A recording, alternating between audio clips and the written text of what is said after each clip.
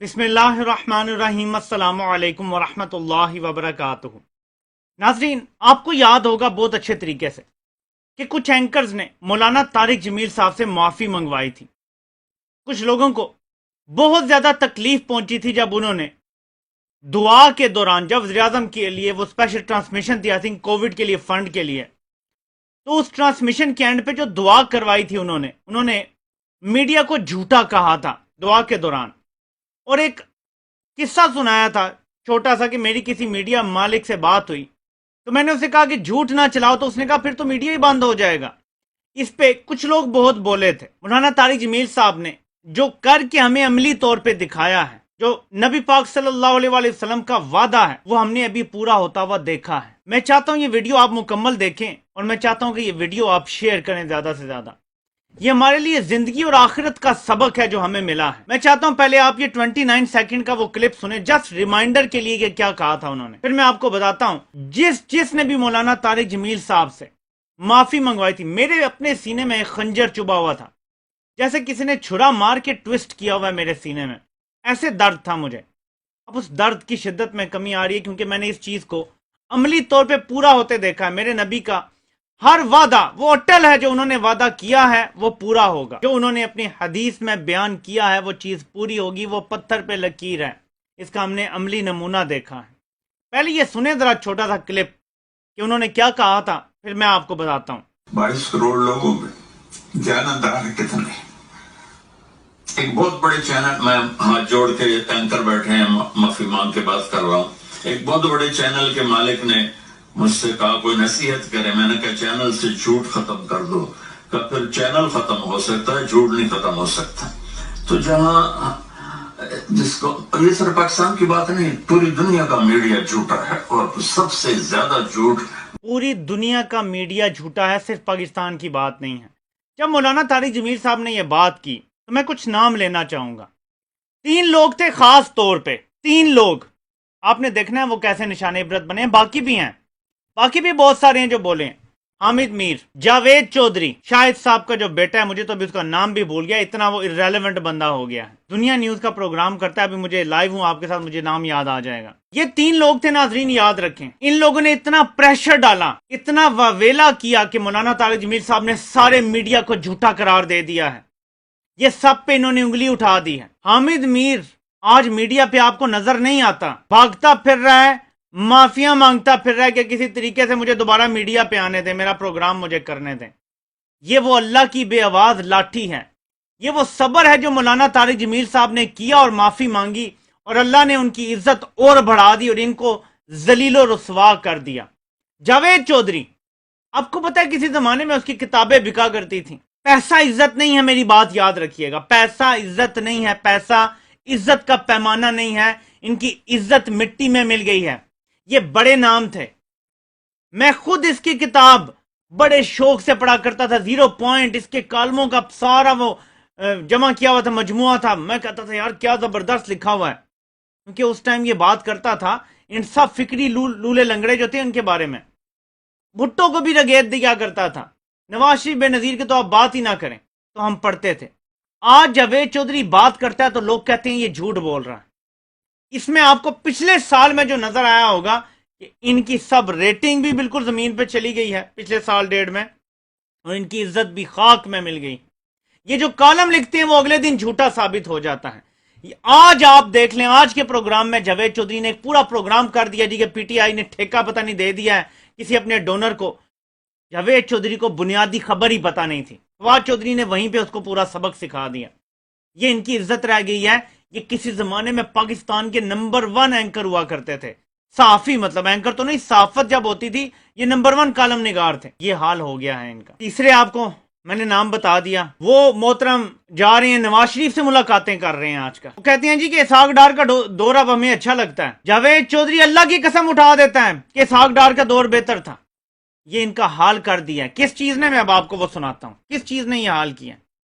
वो वादा जो हमसे किया गया है वो क्या है वो भी सुने, और किस चीज ने इनका ये हाल किया, फिर इस पे मजीद बात करते हैं। अल्लाह की कसम, मेरे नबी का फरमान है, माफ करने से इज्जत घटे तो मुझसे ले लो, माफ करने से इज्जत नहीं घट معاف کرنے سے عزت گھٹ جائے تو مجھ سے لے لو. یہ وہ شخصیت کہہ رہی ہے جس کی عزت کی کوئی لمٹ ہی نہیں ہے. وہ شخصیت کہہ رہی ہے کہ اگر معاف کرنے سے تمہاری عزت گھٹ جائے تو مجھ سے لے لو. اس کا مطلب کیا ہے؟ کہ جب تم معاف کر دو گے اس وقت بھی جب تم غلط نہیں ہو، لیکن تم معاف کر دو گے، اللہ ایسا اجر دے گا اور تمہارے دشمن کے ساتھ وہ کرے گا کہ اسے خود بھی نہیں سمجھ آئے گی کہ اس کے ساتھ ہوا کیا ہے. یہ صرف میں نے آپ کو 3 لوگوں کا نہیں بتایا. یہ جو مریم نواز کی ایک کے بعد ایک آڈیو نکل رہی ہے، کیا پورا میڈیا بے نقاب نہیں ہو گیا؟ کیا مولانا طارق جمیل صاحب نے جو اس ٹائم صبر کیا تھا اللہ نے اس کا پھل نہیں دے دیا؟ کہ خود بول بول کے کہہ رہے ہیں کہ ہاں یہ میرے کتے ہیں، ان کو میں ٹوکریاں دیتی ہوں، ایسے بانٹتی ہوں، یہ میرے اشاروں پہ ناچتے ہیں سارے. یہ خود نہیں بول بول کے بتا دیا. یہ ساری آڈیو لیکس کیا ہیں؟ یہ زوال میڈیا پہ آیا ہوا تھا پہلے سے. یہ زوال عظیم تر ہو گیا جس دن سے انہوں نے مولانا طارق جمیل صاحب سے معافی منگوائی ہے. اور مجھے یقین ہو گیا کہ مولانا طارق جمیل صاحب نے جو اس ٹائم صبر کیا تھا، یہ وہی اللہ کی بے آواز لاٹھی اس کی وجہ سے پڑی ہے ان کے اوپر. ان کا وہ صبر مجھے یقین ہے، میرا ایمان ہے کہ قبول کر لیا اللہ کریم نے. اللہ پاک نے وہ صبر قبول کیا تو آج ان کی حالت دیکھ لیں. حامد میر کی حالت دیکھ لیں، کیا عزت رہ گئی ہے پاکستانی میڈیا پہ. جاوید چودھری کی حالت دیکھ لیں، کیا عزت رہ گئی ہے میڈیا پہ. کامران شاہد، دیکھیں نام بھول گیا، یہ بھی اللہ کی طرف سے ہے. ہم ان کے پروگرام دیکھا کرتے تھے، ہم سوچتے تھے یار یہ کوئی بات کریں گے تو ٹھیک بات کریں گے. ایون دو یہ بندہ شروع سے ہی تھوڑا بدتمیز قسم کا تھا. جب عمران خان حکومت میں نہیں بھی آئے تھے تو یہ تھوڑا بدتمیزی سے بات کیا کرتا تھا، کوئی تمیز طریقے کی جو ہوتی ہے وہ بات نہیں تھی. لیکن اب جو کرنا شروع کر دیا کہ ایسا لگتا ہے کہ نون لیگ کے سپوکس پرسن بن گئے ہیں، تو عزت ختم ہو گئی. آپ جیسے ہی کسی چور کی، کسی ڈاکو کی، کسی مجرم کی سائڈ لیں گے آپ کی عزت ختم ہو جائے گی. اللہ تعالیٰ مت مار دیتا ہے. میرے والد صاحب کہا کرتے تھے اللہ جنت نصیب کرے، اللہ پاک خود نیچے نہیں آتے، خود نیچے آ گیا تھوڑا بھی نہیں مارتے، مت مار دیتے ہیں بندے کی. جب سزا ملتی ہے تو مت ماری جاتی ہے بندے کی. یہ ان کے ساتھ ہو گیا ہے. تو میرے پاکستانیوں میں آپ سے دستبستہ گزارش کرتا ہوں، اس سے سبق سیکھیں. میں نے ایک بڑا سبق سیکھا ہے کہ آپ کی کوئی غلطی نہیں ہے پھر بھی معاف کرنا ہم سب کو سیکھنا پڑے گا. یہ آج میں اس نتیجے پہ پہنچا ہوں کہ یہ بات سچ ثابت ہوگی. میں نے بڑا غور کیا اس چیز پہ کہ یہ کیا ہو رہا ہے. ایک آڈیو لیک ہو رہی ہے، پھر لیک ہو رہی ہے، سارا میڈیا بے نقاب ہو گیا، سب ننگے ہوئے کھڑے ہیں ہمارے سامنے. ہم سب کو پتا ہے کہ کون ہمیں دھوکہ دیتا رہا ہے، کون ہم سے جھوٹ بولتا رہا ہے، کون فیک نیوز دیتا رہا ہے، کون عوام کو بے وقوف بناتا رہا ہے. یہ سب ہمارے سامنے آ گیا ہے، روز روشن کی طرح یہاں ہو گیا ہے. یہ اس ایک معافی کی وجہ سے ہوا ہے. میرا یہ ایمان کہتا ہے جو اس بندے نے مانگی تھی جس کی کوئی غلطی نہیں تھی، اس نے سچ بولا تھا. اس بندے نے سچ کہا تھا کہ پاکستانی میڈیا یا دنیا کا میڈیا جھوٹ بولتا ہے. سویڈن نے ایک بڑا ادارہ قائم کیا ہے اس کے حوالے سے.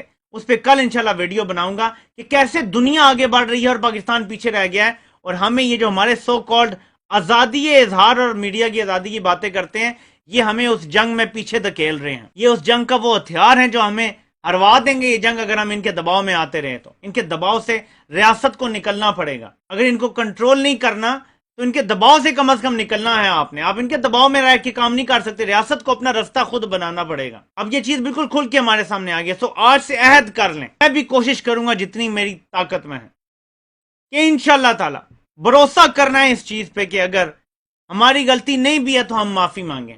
یہ وعدہ ہے. نبی پاک صلی اللہ علیہ وآلہ وسلم نے جب یہ بات کہہ دی تو یہ پتھر پہ لکیر ہے کہ معافی مانگنے سے تمہاری عزت کم ہوئی تو مجھ سے لے لینا قیامت والے دن.